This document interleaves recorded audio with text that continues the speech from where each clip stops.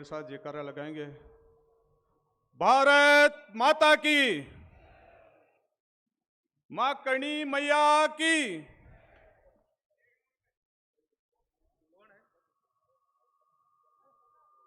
राष्ट्रीय करणी सेना के तत्वाधान में आज के इस कार्यक्रम में हमारे बीच विराजमान सभी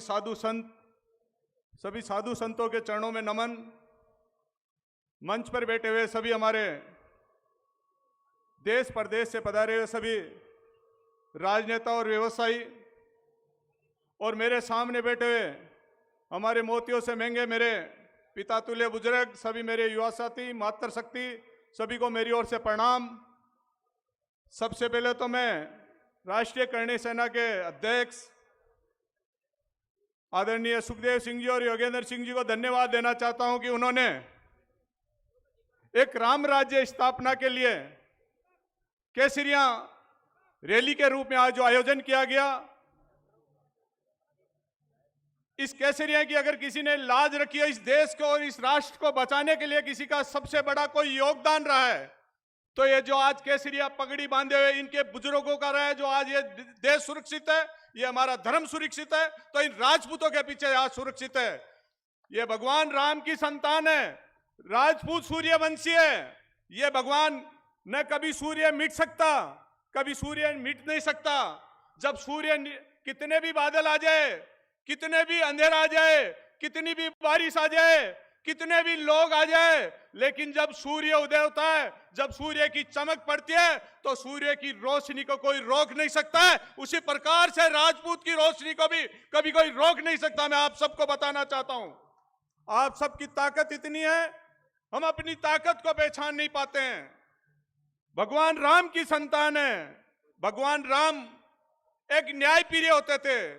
मैं साधु संतों को बताना चाहता हूं, जिस प्रकार से भगवान राम न्याय के सिंहासन पर बैठ के न्याय करते थे, वो अपने परिवार को छोड़ देते थे, वो अपने देश को बचाने के लिए जिस प्रकार से उन्होंने एक न्याय का साथ दिया था, उसी प्रकार से आज राजपूत भी अगर कहीं बॉर्डर पे कहीं लड़ने के लिए, इस देश को बचाने के लिए, इस हिंदुस्तान के हिंदुत्व को बचाने में अगर किसी का सबसे बड़ा कोई योगदान रहा है, तो ये सब राजपूत जो आज पगड़ी पहने हुए हैं, इन सरदारों का रहा है। मैं आप सबको बताना चाहता हूं, यह 3600 कौम को साथ लेकर चलने वाली समाज है।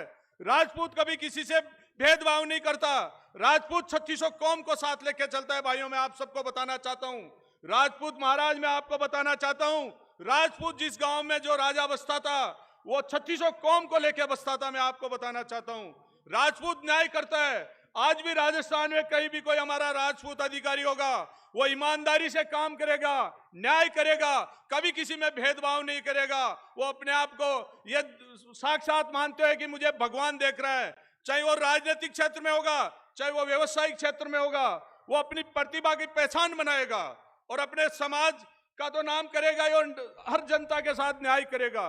यह आप सब जानते हो। इस बात के लिए मैं आप सबको बताना चाहता हूं, आज हमारी ये रैली है, हमारा लक्ष्य है कि हमारे जिस प्रकार से यहां से हमें कुछ पढ़ लेके उठने की आवश्यकता है, हम रैली में आगे वापस चले गए, कई भाषण सुन गए।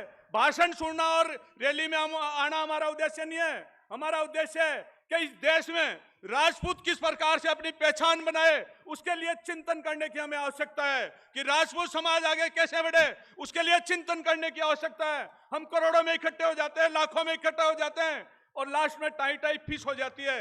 वो हम नहीं करना चाहते हैं। मैं युवा पीढ़ी को, मैं करणी सेना के महादेव से कहना चाहता हूं कि अब वक्त है संघर्ष का, यह संघर्ष का वक्त है। हम चाहते हैं कि हमारे इस देश में कुछ परिवर्तन आना चाहिए, और अगर परिवर्तन कोई ला सकता है तो ये राजपूत समाज ला सकता है, या 3600 कौम को साथ लेकर चलने वाला है। आज का युग है भाइयों, मैं बताना चाहता हूं, इस लोकतंत्र में आवश्यकता हमारे समाज के लोगों को शिक्षा की ओर बढ़ने की आवश्यकता है कि हमारा समाज का हर युवा शिक्षा की ओर बढ़े। आज का युग है, अच्छे प्रशासनिक अधिकारी बनने की आवश्यकता है। हमारा व्यक्ति अच्छा एक पढ़ लिख करके अच्छा IAS IPS बने। अगर एक IAS IPS बनेगा, वो हमारे समाज का मान सम्मान बढ़ाएगा और हजारों आप लोगों का भी भला करेगा और 36 के कौम लोगों के भी वो भला करेगा, क्योंकि राजपूत एक न्यायप्रिय व्यक्ति होता है। इसके साथ में हमें आवश्यकता है, आज के युग में व्यवसाय की आवश्यकता है। हमारे समाज को व्यवसाय की ओर बढ़ने की आवश्यकता है। पीसो पीसो है वो बीसो, बाकी दुनिया में सब गुन्नीसा है। हमें पैसे की तरफ, हमने बिजनेस की तरफ हमें जाने की आवश्यकता हमारे समाज को, क्योंकि आज हम बैठे हैं तो हमें इस बारे में चिंता करने की आवश्यकता है कि हमारी आने वाली पीढ़ी किस प्रकार से व्यवसाय में आगे जाए। उसके लिए हमें चिंतन करने की आवश्यकता है। आवश्यकता इस लोकतंत्र में, अभी चुनाव चल रहे हैं, धीरे धीरे हमारे समाज को दबाने का प्रयास किया जाता है। हमारे लोगों को जहां पे आज भी, मैं बताना चाहता हूं, राजस्थान का उदाहरण देना चाहता हूं।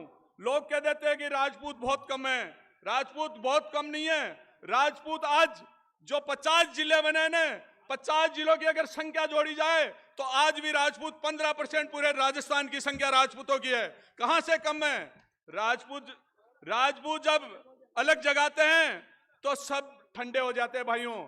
में आवश्यकता है अभी इस लोकतंत्र में हमें राजनीति की ओर कदम बढ़ाना है, क्योंकि जो 100 ताले की एक चाबी कहां है दुनिया में? क्योंकि अगर आपके पास अगर 100 ताले की अगर मास्टर की अगर आवश्यकता है तो मास्टर की राजनीतिक है, और राजनीतिक में हर राजपूत का अधिकार है, क्योंकि राजपूत आज हर जाति के पास है। कोई कहता है जांगीड़ है तो वो लकड़ी का काम जानता है, कुमाऊं है तो कारीगरी का काम जानता है, ब्राह्मण है तो पूजा का काम जानता है, किसान है तो कृषि का काम भी जानता है। लेकिन राजपूत राज करना जानता और ईमानदारी से काम करना जानता है, तो राजपूत को राज की तरफ बढ़ने की आवश्यकता है। पहले आपको राजपूत को राज, जो आने वाले चुनाव में हमारे लोगों को ज्यादा से ज्यादा प्रतिनिधित्व मिले, हमारे लोगों को ज्यादा से ज्यादा एमएलए का टिकट मिले, हमारे लोग समाज के ज्यादा से ज्यादा जीत करके आए। उसके लिए आज यहां से इस जाजम से आपको पढ़ लेकर के जाना है कि राजपूत समाज के लोग कम से कम राजस्थान में 25 विधायक बन के जाए, और विधायक भी वो बन के जाए जो मर्द विधायक बन के जाए, जो आप लोगों की बात उठा सके। वहां गायों को भेज दोगे तो वो जाके वहां पे चारा का खाकर वापस आ जाएगी।